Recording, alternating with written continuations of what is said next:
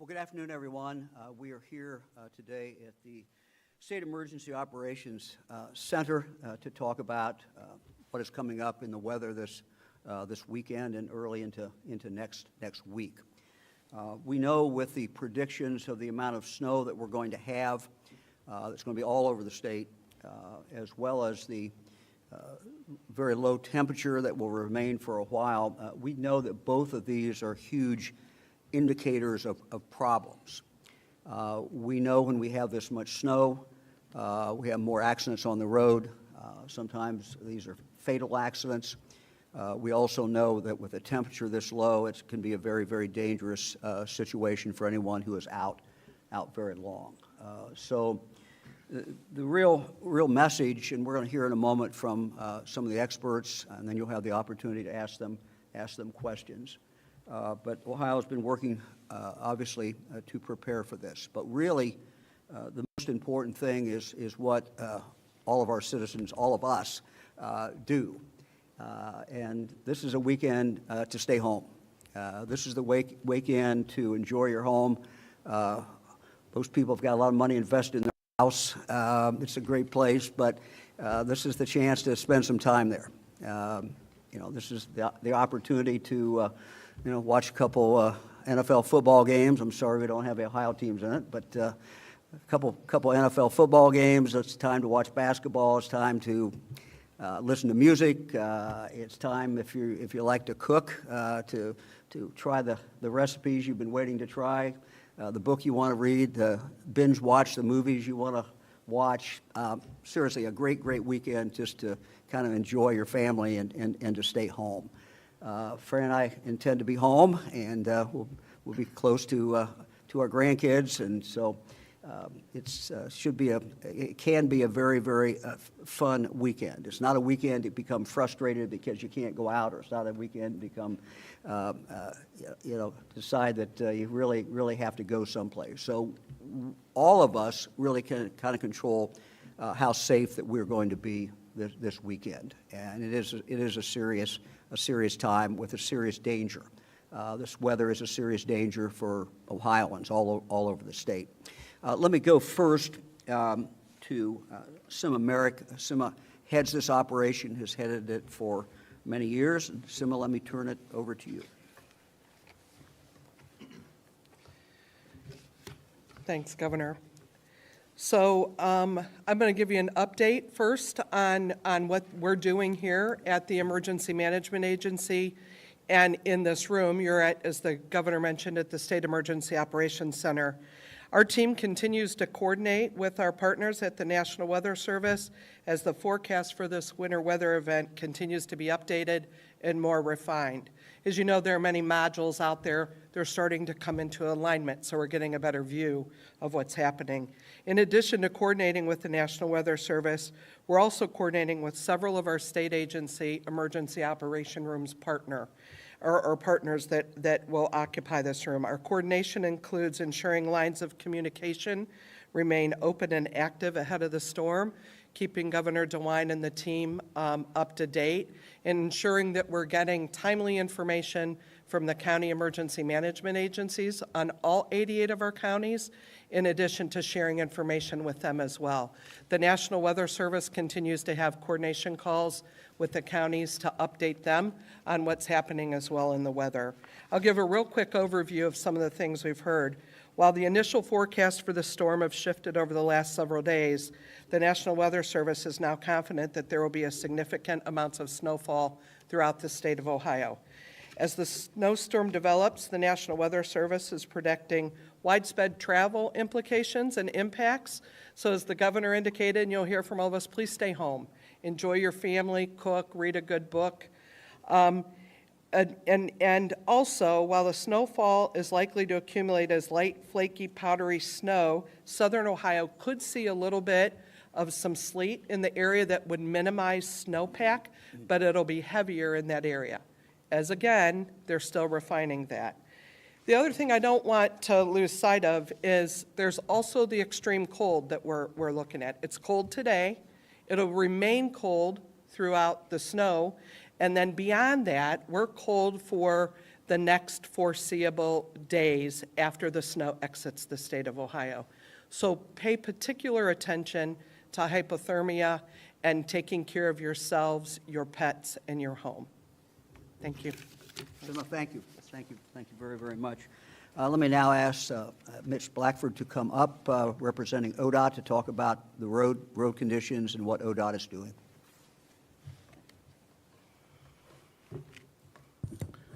Good afternoon, everyone. Thanks for attending. Thank you, Governor DeWine, and thank you, Director Merrick. The Ohio Department of Transportation is well prepared for this event. We continue to monitor operational readiness, and we pay key attention to those metrics. We have ample stocks of salt. We have a lot of salt brine. We have other liquid de-icers available. Our mechanics have done a great job going through our fleet, given those last final safety checks, repairing the fleet to maintain that operational readiness in advance of this event. We continue to pay attention to the weather. Director Merrick just gave an update in regards to that weather, so we will continue to monitor the weather with our partner National Weather Service as well as our forecasted vendor in regards to how we staff accordingly depending on the hour and the shifts. So I want to focus my comments on three main topics that will keep the motorists safe as well as our employees safe and keep our highways, roads, and bridges well maintained and safe out there. So one of my first topics is obviously we're encouraging everyone to stay home, but if you must travel the roads this weekend, we encourage you to use our traveler information service, which is ogo.com or the OGO app. That's OHGO, and we highly encourage you to use that app. In that app, we have about 1,300 cameras available that you can view in advance of your travel so you can get well educated and have an awareness in your travels out there. So check ogo.com or the OGO app. You can view those cameras. There's weather sensors out there. There's weather, and there's a lot of great traveler information service out there. Secondly, we always encourage everybody to give our crews room to work out there. They're trying to clear the roads for the motoring public, and they're trying to clear the roads for themselves. So these employees dedicate a lot of their family time and obviously their weekends and nights to try to maintain safe and passable roads for the motoring public. Try to slow down if you're going to pass, and return the favor and keep them safe as you travel the roads. If we get as much snow as predicted, it seems like the weather event is changing and it might be potentially more snow out there. Please be patient. Our main goal with an intense storm, as we navigate this intense storm, is to plow the roads and make them passable out there. Especially at night when the temperatures drop, the salt doesn't work as good. So it's a little bit slower to work out there. So we'll continue to plow the roads overnight. Salt maybe some intersections that need attention, as well as some lanes in the interstate out there. So please be patient. Give us room to work. And then once the snow ends, daylight is our friend and sunlight is our friend. So that gets the salt working. Once the snow ends, we will pay great attention to actually clearing the road down to bare pavement out there. So this is a long duration storm, so you'll see some evolution of how the road conditions are out there. But be sure, once the sun comes out and once conditions present, we will be sure to clear the roads and get them down to bare pavement where you can return posted speeds and be all safe out there. So in regards to our operational readiness and our fleet readiness, we have over 1,500 trucks that will be working this event across 2 shifts because they will work 12-hour shifts. The 12-hour shifts allows them to get home, get something to eat, get well rested so they can come back to work and, go the duration of this storm. So again, 1,500 trucks across 12-hour shifts. That equates to about 3,000 employees working this event. Across 43,000 lane miles. And I want to emphasize the 43,000 lane miles. That's a lot. That's a lot of ground to cover out there. So again, be patient. We're going to prioritize this, and we're going to focus on the interstate routes. priority routes, and then down through the secondaries and all that. And we'll cover every 43,000 lane mile appropriately and timely. The good thing about this storm is it's going to be a weekend event, so we won't have the AM and PM rush hour with people trying to get to work. We also won't have the schools in session and the school kids, so they'll be at home safe. So there's a lot of great things that are in everyone's favor out there. Again, we encourage you to stay home, and we'll do our job accordingly. Finally, one of the last talking points, as the governor mentioned, we encourage everybody to stay home. But if you must be on the roads, leave plenty of time to reach your destination safely.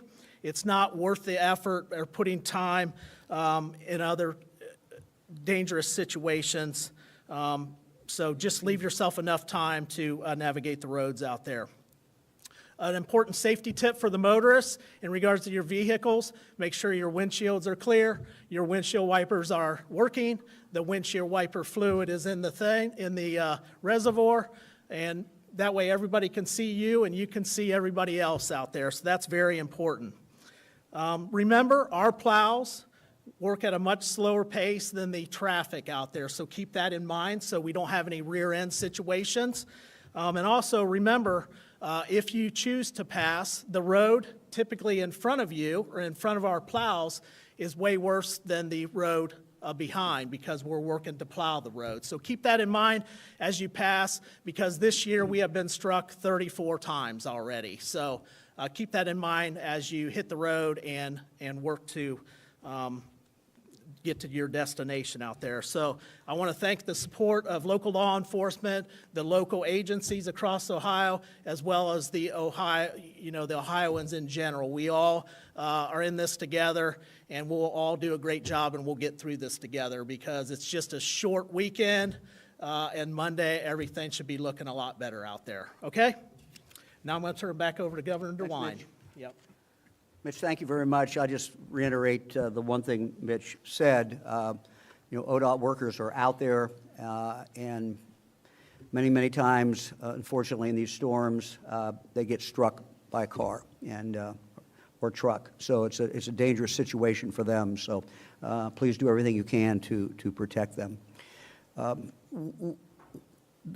of the things that happens during a storm such as this is each local sheriff makes a decision, and it's a continuing decision. It's a kind of a rolling decision in regard to what the dangerous conditions are out there. And this has to do with whether you should go out on the road. 88 counties, 88 different areas. They know their counties. They are seeing this with the men and women who they have on the road, and so they know the conditions of the road, frankly, better than anybody does. So I would just ask everyone to, as you see this, every county labeled in your media market, your area, watch for your county, because that's a decision that your sheriff and the sheriff's deputies are making to give you the best information that they can. Let me ask Sheriff John Sweeney from Madison County to come up and just talk a little bit about how they do that. Sheriff? Thank you, Governor, and I'm jealous that desserts that Fran's probably going to make you that I'm not going to get. But the Governor is absolutely correct. As this storm develops and we start to see this kind of a snowfall inside, staying off the roadways and then is probably the best to be. But I want to touch a little bit on our snow levels. Just like the Governor said, there's 88 different counties, 88 different sheriffs. It has different municipalities and agencies taking the snow off the roadway. We have 3 levels of snow emergency that we make a determination. And, for mine might be a little bit different than others where we're rural. I have ODOT, my county engineer, and my municipality. So whenever we make a determination to go in there, I make sure that I consult with my engineer. I make sure I consult with the director of our ODOT within our county. As we start to see the roads become slippery and snow covered, we'll probably go up to a level 1. And, some may see the other county next to them go up to level 2. Well, they may be different. I, again, talk with those people, the county engineer and the drivers. Are their equipment working? How is the roadways? Are they starting to develop some blowing and drifting? As they become blowing and drifting, then we might go up to a level 2 snow emergency. At that point in time, we ask that you only travel on the roadways if you absolutely have to. Make sure you have the essentials at home so that you don't have to get out. And, we may stay at a level 2 for quite some time, even though if it might start to get a little bit worse or you see a little bit more drifting, we start to talk with those guys, make sure the equipment's still working and their drivers are out on the roadway. At that point in time, if it becomes to a potential that we have to see a level 3, now, at least for me in Madison County, a level 3, I kind of think we're starting to see blizzard conditions. It's not the fact that maybe that there's not as much snow on the roadway that there was a level 2 than a 3, but our resources are starting to get tasked. Our troopers are not able to respond to the cars in the ditch. Our deputies can't get to the location. Our firefighters, our squads can't get to render you aid. So that's why we consider when we go to a level 3 that at this point in time, it may be some time till we get to help you. So we ask that you stay off the roadway and only essential people travel. Other than that, like the governor said, make sure that you get with your local sheriffs in the state of Ohio, see what levels they're at, and make that determination if you really think you need to travel or not. Said there's a lot of determination. I talk with Sheriff Baldwin at Franklin County. We talk a lot when these storm hits. Our levels might not be the same. We may be seeing the same snowfall, but our resources are differently. So I want to thank everyone and thank you, Governor, for giving us the opportunity to speak. Appreciate it. Thank you very much. Now let me introduce Colonel Jones of the Ohio State Highway Patrol to kind of talk about how the patrol is approaching this and what they're doing to prepare. Colonel? Thank you, Governor. Well, good afternoon. Winter in Ohio has a way of reminding us of how quickly conditions can change and really how little control we sometimes have once we're on the roads. That's why the message from the Ohio State Highway Patrol today is incredibly important. We need to make the best decisions before you travel. For many Ohioans, that may mean staying home, and I know you've heard that quite a bit since we've started this. Staying home and avoiding non-essential trips until the conditions improve. Last winter, there were more than 15,000 crashes on snow, ice, and slush-covered roads across Ohio. That was nearly double the number from the previous winter and the highest total we've seen in 5 years. 17 of those crashes were fatalities.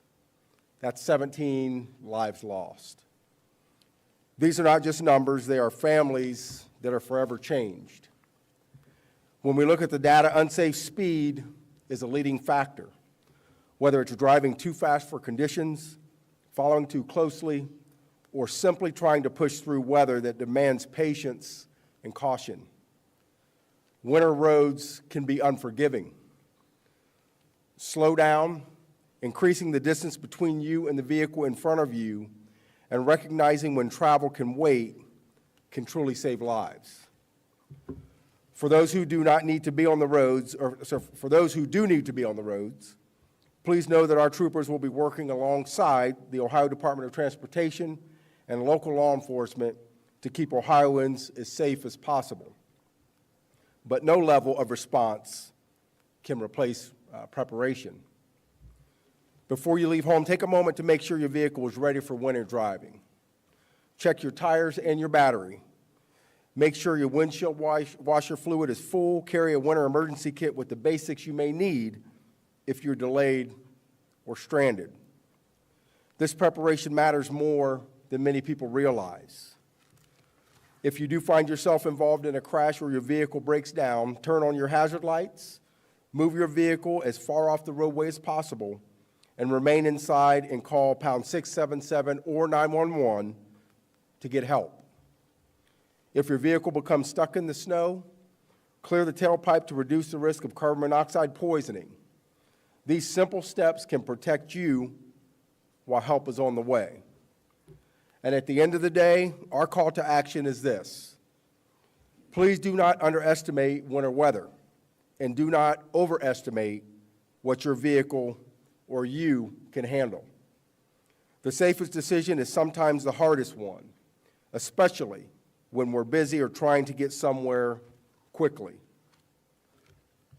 But no appointment, no errand or destination is worth putting your life or anyone else's life at risk. We want every Ohioan to arrive safely. That begins with careful driving and knowing when it's best to stay home. Please slow down, prepare and take care of one another on our roadways. Thank you, Governor. Thanks, Colonel. Appreciate it. Sima? Okay, so I'm going to round us out here on some preparedness activities and preparedness things that you can do first for personal safety and also for your home and safety at your home. Given the extreme winter conditions, many Ohioans will want to rely on space heaters for heating their home or generators. You don't want to use generators, camp stoves, fireplaces, gas insert fireplaces in particular, and space heaters, one, unattended, or two, to have anything that can burn within 3 feet of those heat sources. It is imperative that you all make sure that you are home and do not leave them run when you're not home. During cold temperatures, you must limit your time outdoors, watch for hypothermia, dress appropriately. We've heard this a lot, but I do believe that the more you hear it, it kind of sinks in. Wear layers of loose-fitting, lightweight clothing along with a hat, scarf, and mittens. Mittens tend to keep your hands a little warmer than gloves because they will generate, your hands and fingers are next to each other in there to generate that heat. Keep dry and change out of wet clothing immediately to reduce the chills and to reduce hypothermia. For pets and livestock, if possible, bring your pets inside during cold winter weather. Move other animals or livestock to sheltered areas and make sure they have access to non-frozen drinking water. That freezes very, very quickly. Right now, before the storm, you should figure out your communication plan. Think about your neighbors who may be elderly, homebound, may need to be checked on. Figure out how to do that and how to communicate with people's loved ones to ensure that everyone is safe during this period of cold weather and the winter storm. Additionally, think about your supplies, medications, food, water, batteries for flashlights, and I'm sure all of us know this, charge your cell phones. Keep them charged while you have power, because our whole world depends right now on our iPads and our cell phones. The one thing that I always forget about, but people remind me, is if you're running low on power, text, because texting takes less energy and less battery usage than making a phone call. So texting is far better than making a phone call. We've already talked about when traveling, but consider, while you're in your car, having a power bank for your phone and your phone chargers in the car in case you go somewhere where you're able to recharge them up. If stranded, run the engine for 10 minutes per hour for the heater and charge your cell phone. There are so many tips as we prepare for this, but I encourage all of you to stay home, keep your batteries charged, and if you have to go out, try to go out and be very, very safe and very limited. For additional guidance on winter preparedness, please take time to visit ready.gov, and it's a great resource for tips and information. Thanks for listening to us today, and Governor, I'll turn that back over to you. Happy to take any questions.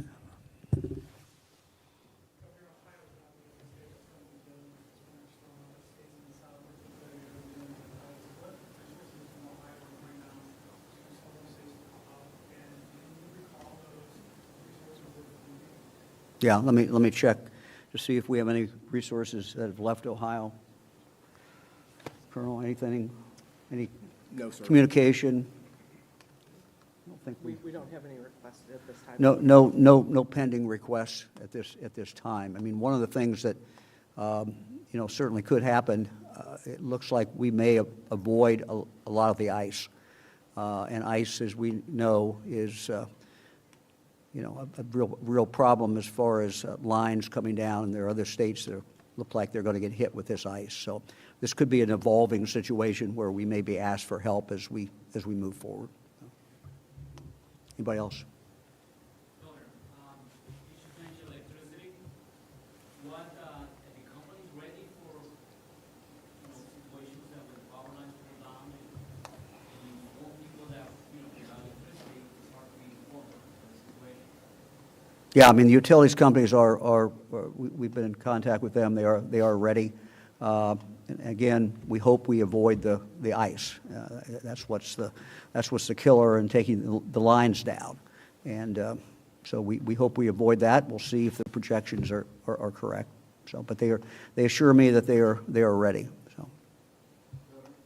Are there any resources or recommendations the state is giving to municipalities and other communities for how to help the homeless or the unhoused population during the storm? Well, again, I mean, we're in touch with the local communities. This is handled generally, locally. But that, it certainly is always a concern when you have temperatures down as low as it is now, and it will remain, particularly in regard to our homeless. So, yeah.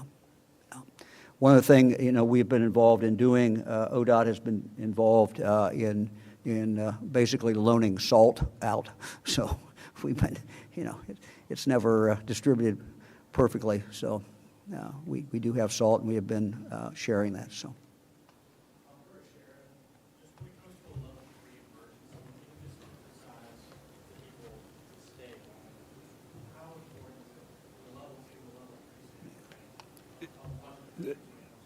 That's very important, and that's why you don't see a lot of level threes, because like I said, at that point in time, you're putting yourself in danger. If you go out and get stuck, we probably can't get to you because, we're stuck ourselves, or we're using our resources to get us to get to you, and you never know, when we can come help you.